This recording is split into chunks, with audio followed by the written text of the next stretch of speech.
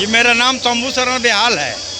मैं भारतीय जनता पार्टी का पूर्व पदाधिकारी और वर्तमान में विश्व हिंदू महासंघ का जिला अध्यक्ष हूँ। अच्छा, जिस तरह से यहाँ पे चैन राम बाबा के समाधि स्थल पर विष्णु महायज्ञ समापन के बाद जो बड़े आयोजन के नाम पर यहाँ पे जो अजय सिंह ने ये बीड़ा उठाया है बिना किसी पद पर रहे हुए, क्या कहेंगे उनके लिए? अजय सिंह श्रद्धा और विश्वास के साथ भक्ति में लीन होकर के इस यज्ञ में उन्होंने अपना सर्वस्व किया। उन्होंने सादगीपूर्ण, वो भी चाहते तो अपना मैक और बाजा लगा करके अपने नाम का प्रचार करवा सकते थे, लेकिन अजय सिंह जी ने कार्यकर्ताओं को भी मना किया और अपने सारे लोगों को मना किया कि किसी प्रकार का प्रचार नहीं करना है। धर्म के काम में जैसे अन्य राजनीतिक लोग यहाँ पर कर रहे हैं, जो नहीं करना चाहिए। समाजवाद भाजपा का नारा किसी मंच पर, वो भी रामलीला के मंच पर, यज्ञ के मंच पर नहीं लगना चाहिए, क्योंकि ये किसी पार्टी का यज्ञ नहीं है, किसी भी राजनीतिक दल का नहीं होना चाहिए। पूरे जनता जनार्दन के सहयोग से और पूरे भगवान के कृपा से ये विष्णु लक्ष्मी महायज्ञ हो रहा है। हमेशा 3 साल के बाद मलमास में होता आया है, लेकिन इस बार जितना बड़ा मेला लगा उतना कुछ विवाद भी जनता के जेहन में ये गया कि एक तरफ सादगीपूर्ण तरीके से अजय सिंह जी अपना सर्वस्व लुटा करके, अपना टाइम से लेकर के अन्न धन मन तीनों तरीके से अजय सिंह और उनके लोग लगे हैं सेवा में, और दूसरे लोग केवल अपने नाम के प्रचार में माइक से बाजा से पार्टी का प्रचार, अपना नाम का प्रचार केवल करवाने में इस यज्ञ को दल का यज्ञ बना करके रखने का प्रयास किए हैं, जो ऐसा नहीं होना चाहिए। यज्ञ में सेवा की भावना से काम करना चाहिए, जैसा काम अजय सिंह जी ने किया। मैं सभी दल के लोगों से ये निवेदन करूंगा कि आप भाई यज्ञ में काम कीजिए। यज्ञ सबका है, यज्ञ किसी एक व्यक्ति का नहीं है, लेकिन यज्ञ में पार्टी मत बनाइए।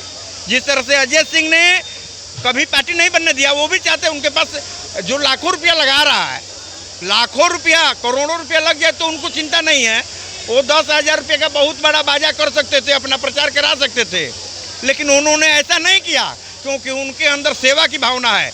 ये शुद्ध घी का सैकड़ों टीना घी और 50 कुंटल ये आटा, इतना बड़ा जो भंडारा, शुद्ध घी का भंडारा पहले बघाओं के लोग ही करते थे।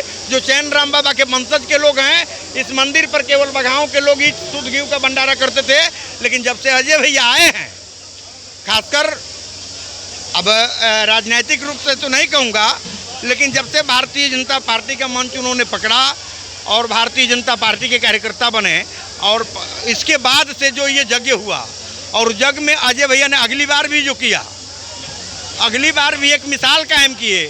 इस बार तो बेमिसाल हो गया अजय भैया का।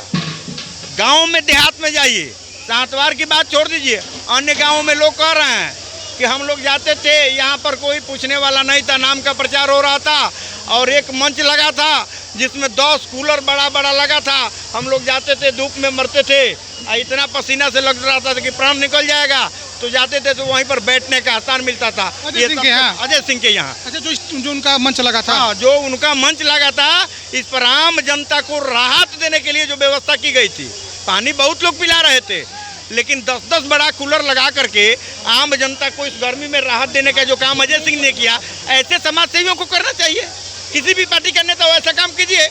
हम किसी पार्टी को दोष नहीं देते हैं, लेकिन पार्टी का दल का कार्यकर्ता होने का मतलब नहीं है कि जग में अपने नाम का प्रचार कर। ये तो बहुत बड़ी बात है। कौन आयोजन किया, कौन पद पर हैं, किसने आयोजन किया? अजय सिंह जी ये मत कहिए, ये आयोजन उनका है, ये नहीं है। आयोजन इस मठिया का है। मठिया का मतलब चलिए वो महंत से हो सकता है, मठिया का मतलब इसे धर्माचार्यों से हो सकता है, मठिया का मतलब किसी राजनीतिक नेता से थोड़े है।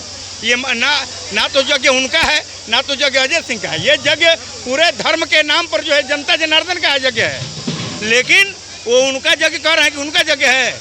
उनका यज्ञ नहीं हो सकता है, कोई चेयरमैन होने से यज्ञ का मालिक नहीं हो सकता है।